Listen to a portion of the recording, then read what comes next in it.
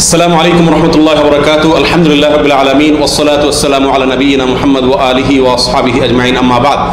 সুপ্রিয় দর্শক শ্রোতা ভাই বোনেরা, ইতিহাসের ভয়াবহতম বন্যায় লক্ষ লক্ষ মানুষ পানিবন্দী, মানবেতর জীবনযাপন করছেন মা, বোন, বৃদ্ধ, শিশু, সর্ববয়সের লোকজন। আল্লাহ সুবহানাহু ওয়া তাআলা আমাদের যাদেরকে সুস্থ রেখেছেন, স্বাভাবিক রেখেছেন, বন্যামুক্ত রেখেছেন, আমাদের প্রত্যেকের ঈমানি এবং মানবিক দায়িত্ব হলো এই সমস্ত বন্যার্ত, দুর্দশাগ্রস্ত, অসহায় মানুষের পাশে দাঁড়ানো। আমরা যে নবী করিম সাল্লাল্লাহু আলাইহি সাল্লামের প্রতি ঈমান এনেছি, যে নবীর উম্মত হিসাবে দাবি করি, তার অনুসারী হিসাবে আমরা নিজেদেরকে পরিচয় দিয়ে থাকি, সেই নবীর জীবনের অন্যতম কর্মসূচি ছিল অসহায় মানুষের পাশে দাঁড়ানো।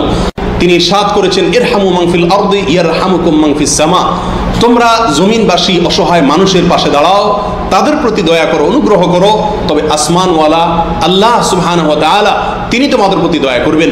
সহিহ বুখারী মুসলিমের হাদিসে আসছে, নবী সাল্লাল্লাহু আলাইহি সাল্লাম আরো ইরশাদ করেছেন, যে ব্যক্তি কোনো মুসলমানের অভাব, অনটন, দুঃখ, কষ্ট, কোনো মুসিবত দূর করে দিবে, আল্লাহ সুবহানাহু ওয়া তাআলা ওই ব্যক্তিকে কিয়ামতের ভয়াবহতম দিনে মুসিবত এবং বিপদ আপদ থেকে রক্ষা করবেন।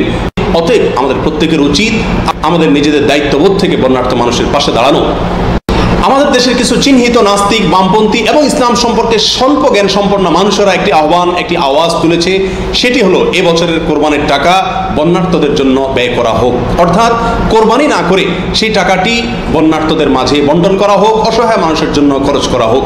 তাদের এই দাবি কতটুকু যৌক্তিক, কতটুকু গ্রহণযোগ্য?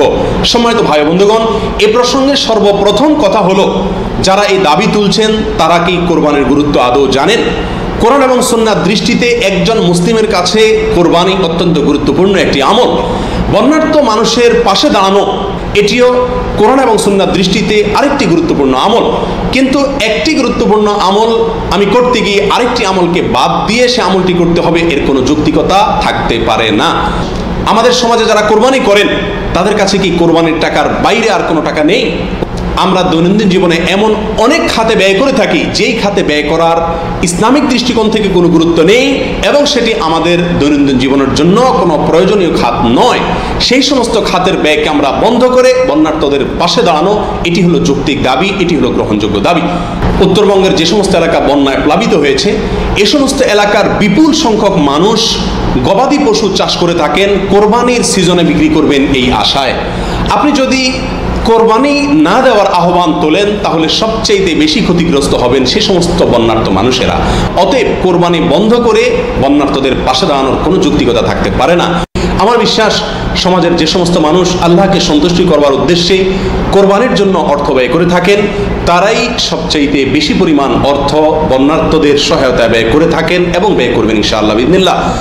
এর বিপরীতে যারা আজ কোরবানি বন্ধ করে, কোরবানি না করে সেই অর্থ দিয়ে বন্যার্তদেরকে সহায়তা করার আহ্বান তুলেছেন, তারা নিজেরা ব্যক্তিগতভাবে কি পরিমাণ অর্থ বন্যার্তদের জন্য ব্যয় করে থাকেন অথবা ব্যয় করবেন, সেটি আজ বড় প্রশ্নের বিষয়।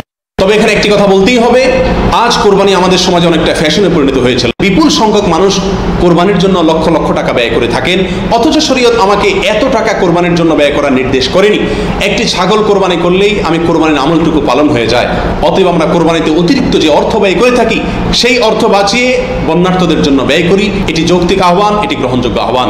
আসুন এবছর আমাদের কোরবানির যে আমলটি আছে, সেখানে আমরা অপচয় না করে, অতিরিক্ত খরচ না করে, বিলাসিতা প্রদর্শন না করে অতিরিক্ত অর্থ বন্যার্তদের জন্য আমরা পাঠিয়ে দেই। এই অর্থ দিয়ে তাদের পাশে দাঁড়ানোর চেষ্টা করি। আল্লাহ সুবহানাহু ওয়া তাআলা আমাদের সকলকে উভয়মুখী আমল করার তৌফিক দান করুন। আসসালামু আলাইকুম ওয়া রাহমাতুল্লাহি ওয়া বারাকাতুহু।